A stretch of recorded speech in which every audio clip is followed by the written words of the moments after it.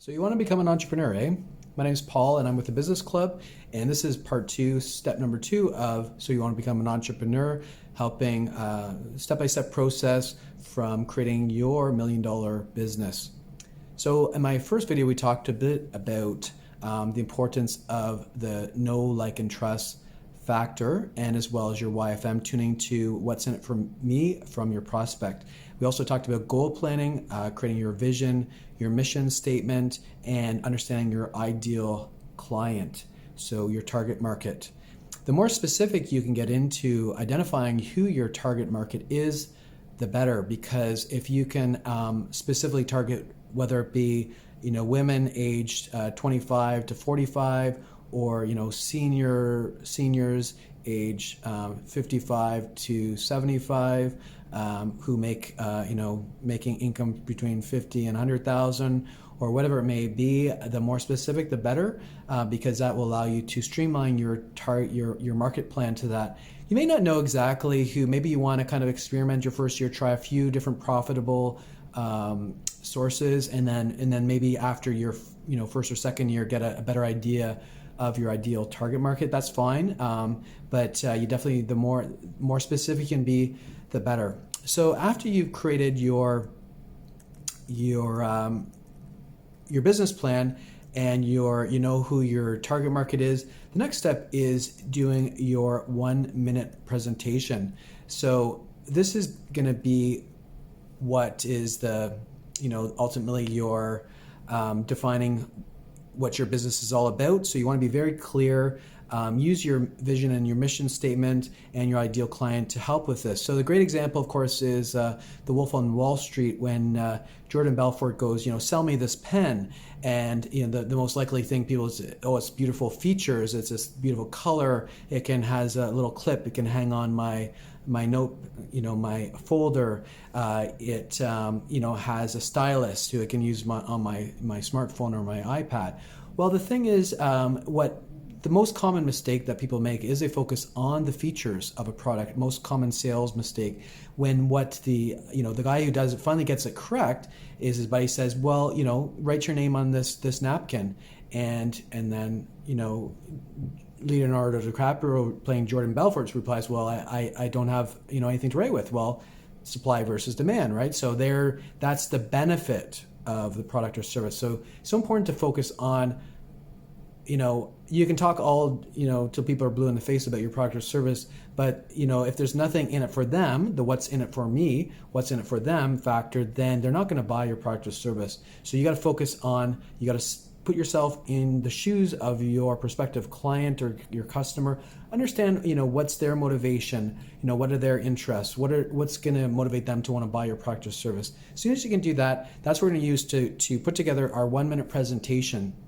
This is the idea of what, you're in the elevator with someone for a short period of time, or you're in the line at Starbucks to, for 5 minutes, and someone, you meet your ideal client right in front of you. So you have a short period of time to give your sales pitch. You want to be, clear, concise. I hear so many times, with my business club over 2 years, people just, they go through their introduction. I still don't understand what it is their product or their service is, or they'll veer off in different directions, and I'm still not clear. They'll talk about, well, we donate this to charity, and that, well, I still don't understand. Are you a charitable organization, or are you a business?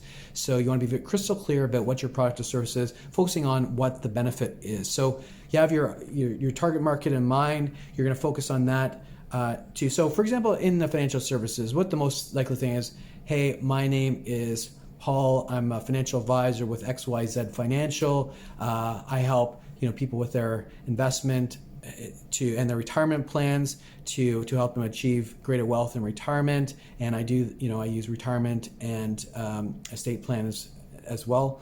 So Paul, XYZ Financial. And so, but the thing is, you want to start off with, first of all, here's how I would do it. I say, how business owners, they have difficulty, there's so much going on, they have difficulty managing they may not put as much time into their own financial matters. What I do is I help business owners streamline their financial affairs and give them a clear picture of what that's going to look like for their future and their family. And I do that by creating a written financial plan that gives you a clear idea of what that is going to look like, and I'm going to help you by doing that. I can help you save money on taxes and help you achieve that freedom and flexibility to achieve financial freedom in retirement. So, my name's Paul, XYZ Financial, and then you have your little tagline at the end. So that's really what you want to do is, focus on what the benefit is of your product or service to your prospective client. Okay, so you want to practice that 1 minute, like write it down, practice it. That's what I do with my clients that I do coaching with is we practice on, we do a little bit of role play, get that crystal clear, because you want to be ready to go when you meet that ideal, your ideal client, or you get on the phone call with your ideal client or customer. You want to be crystal clear on how you do that. JT is great too on I've seen some examples on how he does his sales pitches, and it's really focused on on the person you're speaking to, right? You want to really create it to be. So I have I call it 5 C's of building those relationships. Okay, so first one is common ground. So you want to be able to establish rapport with your prospective client. You want to have a conversation that is mindful. All right, so you want to incorporate some things like imitation, right? If your person's like, yeah, hey man, how's it going? Like you want to reach that. But if they're soft spoken, you want to also or imitate that. If they dress if your prospective client is in a suit, then you want to dress up. If they're in the high tech sector, more casual, so you want to try to use a little bit of imitation to in your conversations with your prospective client. The third C is candid humor. So humor goes a long way to establishing that rapport, making yourself likable. If you can make your prospect laugh in your conversation, you're going to definitely have a higher chance of doing business with that person. The 4C is care. So you want to demonstrate that you have a genuine interest in your, so if you're talking to someone who's in their, 5th year high tech company, well, hey, that's great. It's wonderful that you've been able to establish a successful business in such a short period of time, and tell me more about your company. That sounds really interesting. So showing you some genuine care, and also, adding some compliments here and there too. So that's the 5th C. So common ground, conversation that's mindful, candid humor, care, and compliments. So those are the 5 C's that's going to help you establish your relationship with your prospective client.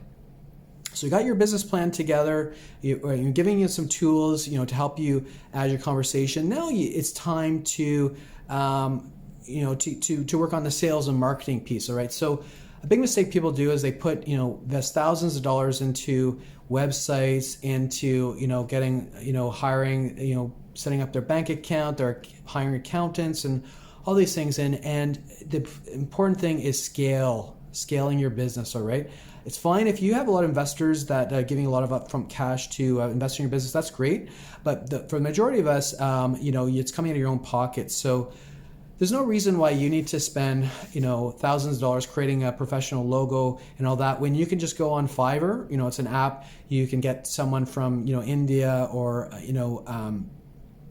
Pakistan or whatever, overseas, create that logo for you for like $10, $5 or $10. Now, I made that mistake once when I first started one project, spent $1,000 doing a website, professional logo, and I ended up not even proceeding with that company. So I just don't want you to lose your shirt. You can create a very professional logo, very low cost. You can create your own website even. There's a lot of great. You can go on create a Facebook business account.